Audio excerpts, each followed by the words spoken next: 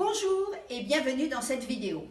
Aujourd'hui, je vais vous parler d'un événement qui a fait scandale et qui a conduit à un nouveau mouvement artistique.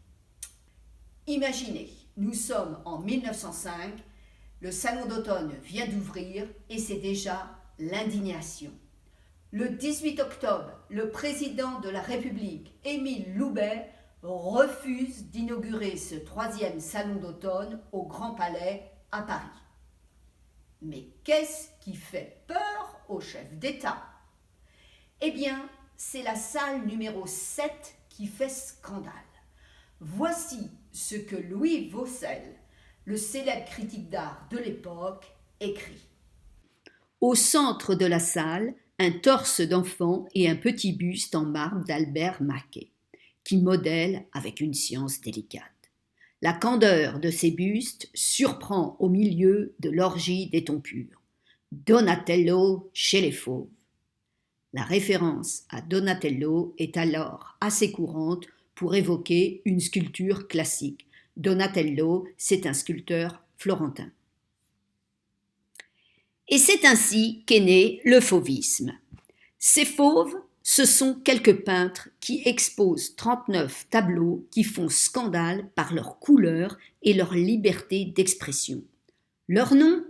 Matisse, Camoin, Derain, Manguin, Marquet, Vlaminck. Un énorme buzz à l'époque grâce aux bouche à oreille.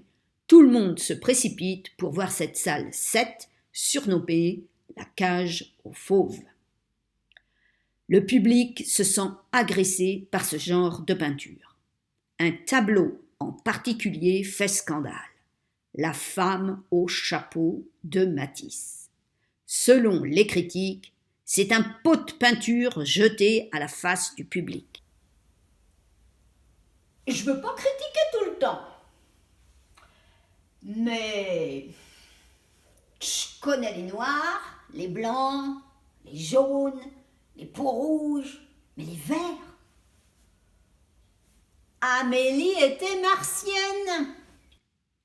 Henri Matisse a 35 ans et n'est pas encore connu. Il est sans le sou. Il misait beaucoup sur ce tableau. Il revient incognito et régulièrement dans la fameuse salle 7, au point que sa femme, Amélie, qui a servi de modèle à l'œuvre jetée en pâture au public, lui lance « Pourquoi tu vas te torturer ?» Mais les fauves ne font pas peur à tout le monde. La femme au chapeau a trouvé un acheteur. Seulement, il ne veut payer que 300 francs, soit 200 de moins que le prix demandé.